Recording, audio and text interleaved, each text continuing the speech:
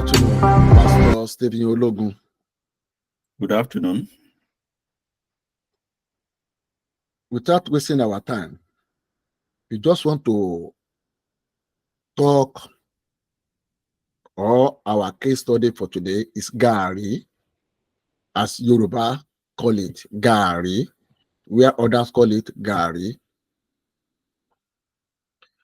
The reason why I asked us to talk about this Gari based on some issue that relating to agriculture in Nigeria.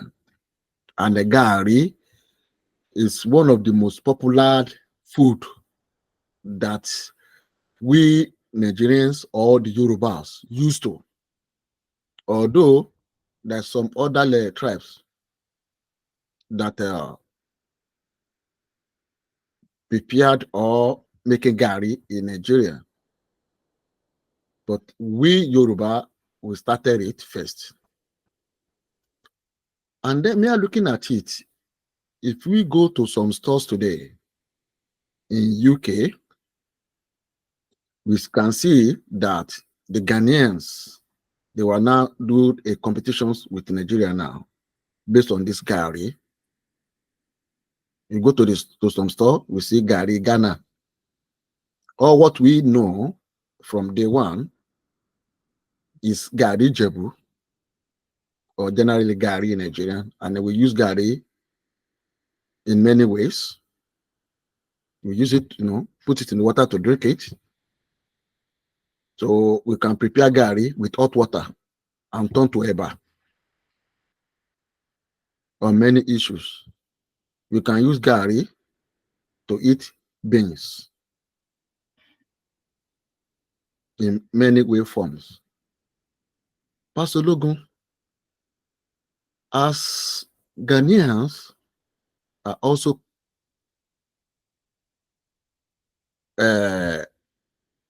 making rival with Nigerians or with Yorubas with this Gari, and go to some store in the UK, you see Gari Ghana. What did you think about it? Oh, thank you. If it is about competition, as long as it is healthy competition, I don't see anything bad in it. As long as they are competing to increase quantity of food in the market, thereby driving the price down, it will be to the advantage of the community. I don't think anything human being consume should come under any form of monopoly, so to say. So Gari is very popular with Nigerians. Gari is widely produced in Nigeria, but because it is now widely in circulation, the demand has increased, or it is in high demand. I don't think we can continue to hold it down by any form of monopoly. Today we are talking about a Nigerian Gari, Ghana Gari. Sooner than we will expect, we'll be seeing Indian Gari, what again? Chinese Gari in a matter of years.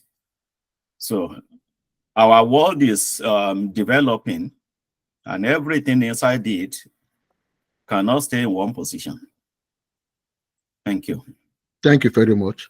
You mentioned that sooner or later we will see Indian Gari and Chinese Gari. It is true of what you said. About a few, maybe last year or something like that, or this year, I added that the China wanted to be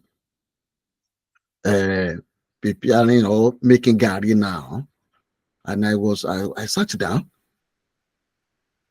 Have we lost it or not, when Ghana is now doing a Gari in our country, to the extent that the food commodities will now be going up, when we allow China to be making Gari.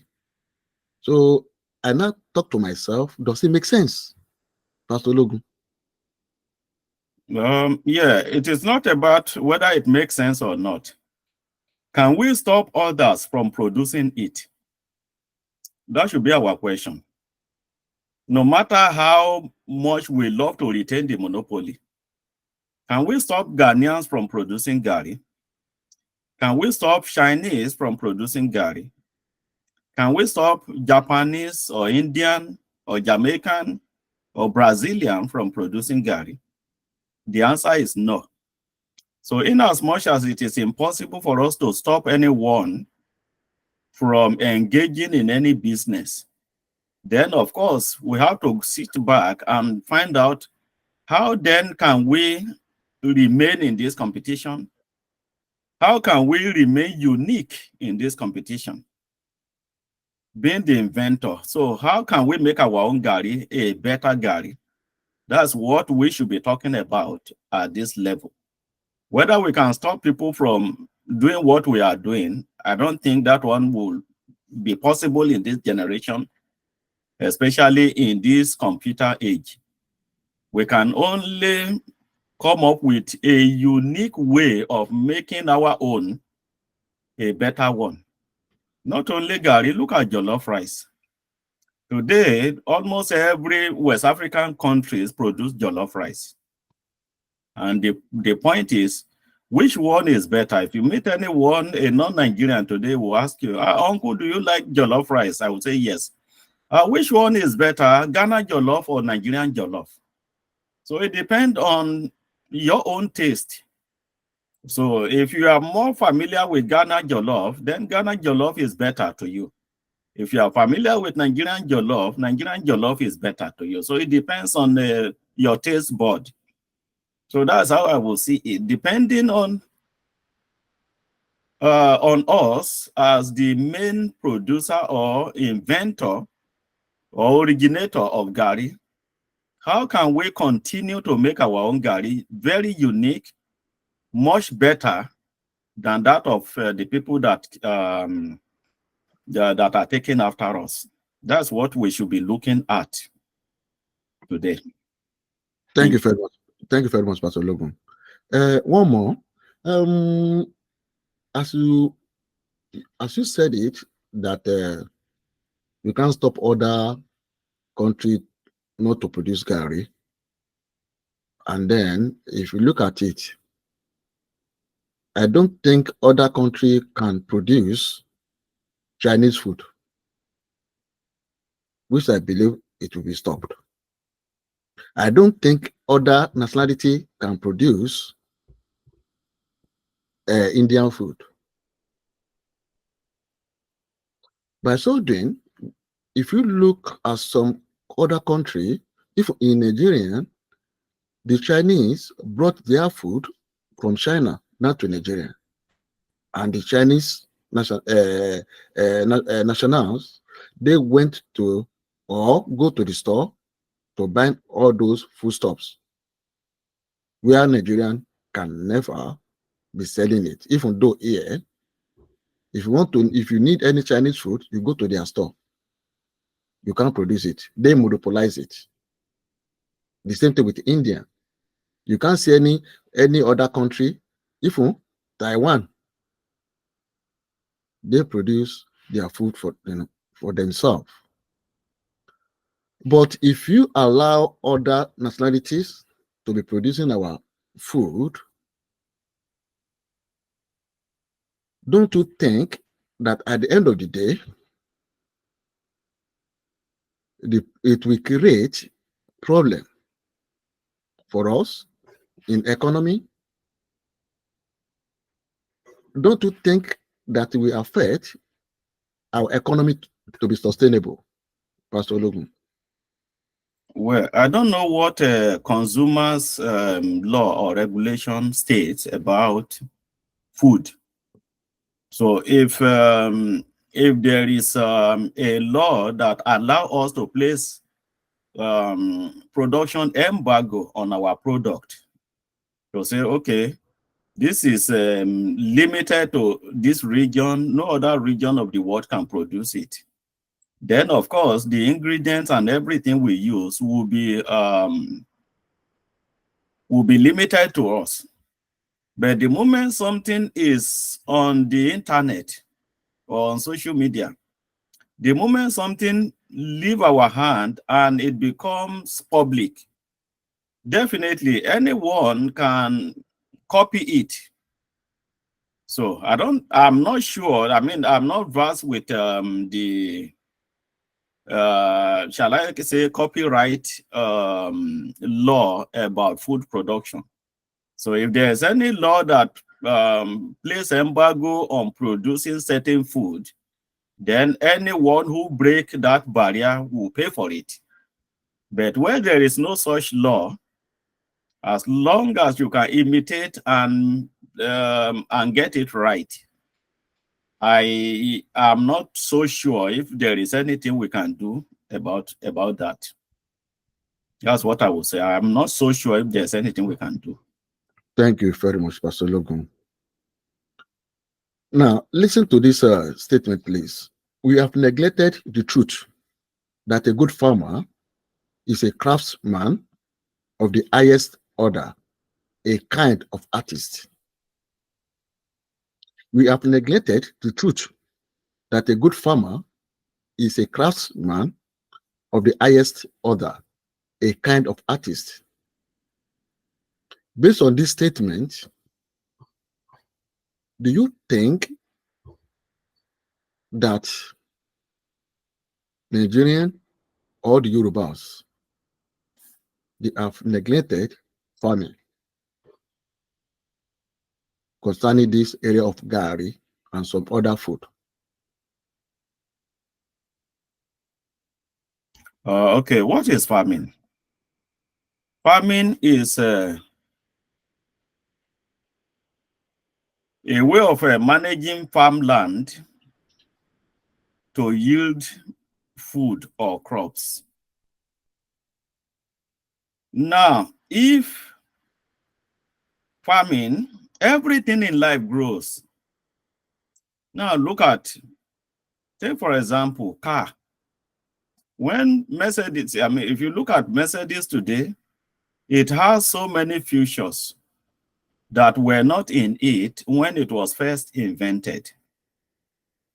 Now, if at 21st century, we still practice farming the way they used to practice 200 or 300 years ago, and nothing has evolved, nothing has developed, we still use the same tools that is so tedious to handle. And it is still like that today. We need to ask ourselves, are we really making progress? So, if we have made progress in the area of the tools we use in farming, I'm 100% sure many people will like it. But because we are not so much developing in that area of profession, that's why more and more people are abandoning the job. It is not because farming is bad. Farming is not evil. Farming is a good profession. So you can, I mean, take for example, an American farmer, a wheat producer in America, is not going to work, is not working in the same pace as a farmer in anywhere in West Africa. West African farmers, they use predominantly, I mean, cutlass, hoes, old tools, which is tedious to handle, and the output will be just too small. So you can't compare it with someone who will jump on the back of a tractor and cover acres of land in matter of hours. So we should make the job attractive if we want people not to abandon it. That's what I would say. Okay, thank you, Pastor Logan. As we know, that agriculture can trigger job employment in many areas, and it can lead the economy to be sustainable or grow. If you look at what is going on now in Nigeria, especially, most people they don't want to farm. They don't want to. They don't want to farming again. They don't want to become a farmer again. Every area you see them with this Okada bike or Marua, even though those people that learn craft work like carpenters or carpentry, like bricklayer or bricklayers, or uh, goldsmith, uh, and some other crafts works. Nobody wanted to do short kind of things again. They don't want to go to farm. They don't want to go to farm again. They only want quick money, ride bike, and some of them use it to sell. Some of them use it to kidnap. Some of them use it to do dirty work. When we understand that farming is a good avenue for the economy to be sustainable or growth, when these people abandon this area of agriculture, because if a lot of people are doing this farming, as in those days, we have a lot of food. Price of Gari will not go up. If you could remember in those days, how much are they selling Gari? If you come back from school, the first thing we do with cold water, we just put Gari, we pour it to the water, cold water, we put sugar there, and then start to be drinking it with a granite or kuli kuli, some with vegetables soup. Well, with it now, when we are talking about Gari today, Gari is one of the most expensive food in our country today. So, what advice can you give to people, to some people that abandon farming? Absolutely. Well, it's not about advising people. I'm personally, I'm a son of farmers. My parents were cocoa farmers, and we produce um, we produce food for consumption as well. So I know what farming used to be in the 70s and 80s when we were young. And I know what farming is today, even after several years. So not much has changed in terms of farming. It is a very, very difficult job, so to say. Now, if you want people to engage in something, make it attractive to them. So the government has so much to do in terms of encouraging people to do this job. By now, I expect farming tools to have been replaced. Most of the tools we were using when I was young, I expect them by now to be in museum, in farming museum. I expect tractors to have taken over from cutlass and hoe. I expect other industrial machine to have taken over from where hand tools were being used in those days. So where things like that has not happened, it is hard to say A or B or C because you have no alternative. Therefore, go to the farm, stay in the farm, and be working in the farm. When we don't make the make farm attractive or the job attractive, we don't make the profession something that somebody will fall in love with. So the government is the one that we appeal to make the job a better job for people. Thank you. Thank you, Pastor Ologun. Thank you very much. As we are talking about this Gari, because I really have that interest in this Gari very well. So even though if I get that opportunity, I would like to invest on Gari because I see it as a good avenue for our people, for Nigerian especially. And today, a lot of people, a lot of other nationalities, they were, eating that Gari or drinking that Gari is so good. But I want us to hammer a little bit more on this Gari, especially the value of Gari in our society. So special, so beautiful, so sweet, and so nice.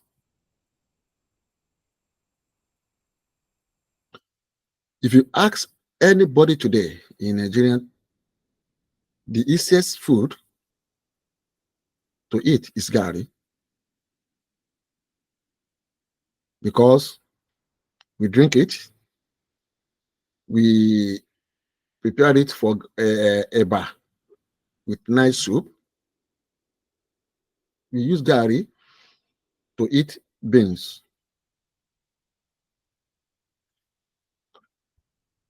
Pastor Logun, in what area can people be focusing on this area of Gari, especially cassava? Because I added that maybe they were that cassava, maybe they were buying it somehow.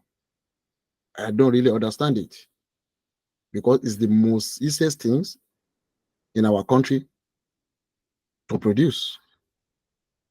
So I want your view more in this area of Gari because I have interest in it to invest on Gari. Okay. Pastor. Yes, if I understand you well, it is as if what you're saying is cassava, which is the main bone of it. Yeah, which is the crop out of which Gari is made. Yeah. So what we are saying is like there is reduction in the growing of cassava. Now, if cassava is being used for several other things, which is not a crime, as long as we are not running out of land space. So if cassava in circulation is low this year, then we should ask ourselves, how do we bring more cassava? How do we produce more cassava? If we don't have enough this year, how do we produce more than enough next year? That should be the question we should be asking. So if we didn't plant enough this year, then how can we plant more than enough next year? So, because as long as it is food we can grow, I don't think we can run out of production. So we can only increase our output, increase our input into the farm so that it will yield greater output. So if we are not having enough now, let's do our best to have enough for the year to come. As long as we know cassava will now has now become a byproduct of or raw material for so many other things like bread, like wine, like Gari, and several other things cassava can be used for. So we can only increase the production of our cassava rather than complaining that we don't have enough Gari, or we don't have enough cassava, or we don't have enough product of cassava in circulation. Thank you, Pastor Logan. So, what advice can you give to our people in a other way, or in a way that we must also focus on agriculture? Because agriculture is being abandoned. Nobody wanted to do farming again. So I want you to give a sample, one or two example that can reach our people. Also, the government, the advice that you can give to government to encourage people so that they can do farming. Farming is not by mouth, as you stated it earlier on. They need equipment, tractors that can help them to do farming.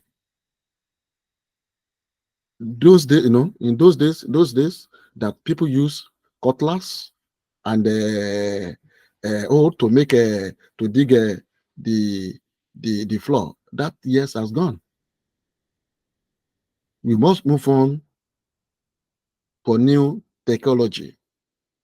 We must move on for new equipments. They need tractors.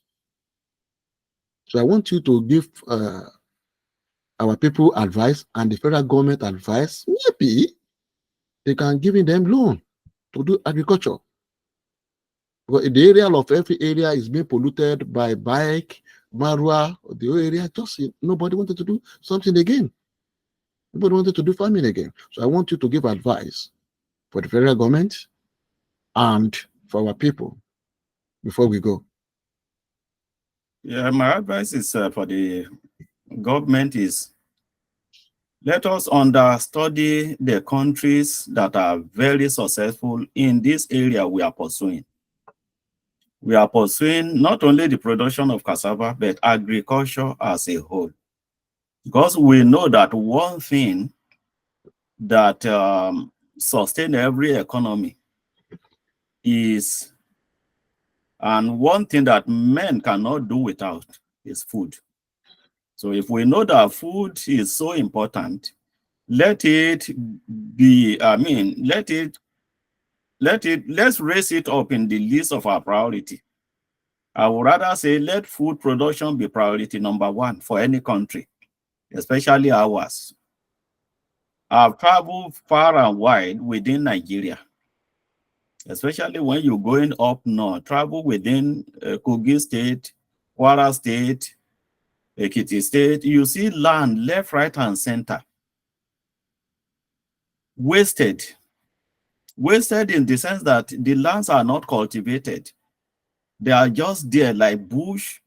You only see, a little portion of it cultivated, maybe 1 or 1.5 or 2 acres. And then the rest is just forest. You see it left, right, and center. When you travel within Europe, you see their land well used as if look at the beauty of farming in Europe. As if they set, a carpet all over. You will, looking at the European land from the air, you will fall in love with agriculture. You will fall in love with the way they made use of the land. But when traveling from the look at our land, you see, you only see palm trees, forests, and loads of unused land. And that's what gives room even for criminals to hide within our forests, because we don't make proper use of the land. So government should look more into what is priority number one in our land: food. Where should most of our investment be going now? On food production. So if we have more than enough, the price will be driven down. It is automatic. And when the price of food comes down, the price of accommodation comes down, people will live in peace and harmony together. Imagine the Nigeria where 10,000 naira can feed a family in a month. Imagine the Nigeria where 5,000 naira food can feed someone for a whole month. What is going to give us such when we have more than enough in the system? Imagine a Nigeria where we produce more than we can consume in terms of food. Do we have the land? Yes, we do. Do we have the manpower? Yes, we do. Do we have the technology? No, we don't. Then what happened? What should we do? Invest into the area where we aren't pulling our weight, and let's see the outcome. Thank you. Thank you, Pastor Ologun.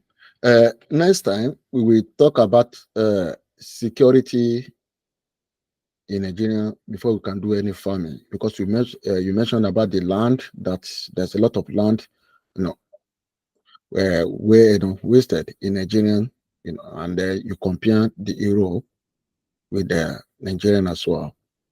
Although Nigeria needs security before you do farming. Now, in those days, people are not worried. But we will talk, it's another topic for another day. Security in farming. When there's security, people will go to the bush freely without even thinking of any bad things that will happen to them. For people to go to farm today, to do farming, or go to the bush today, it's a real serious issue concerning the security in the country. Next time, we talk about that, the security aspect of it. So we will stop here today, and thank you for coming, Pastor Logan.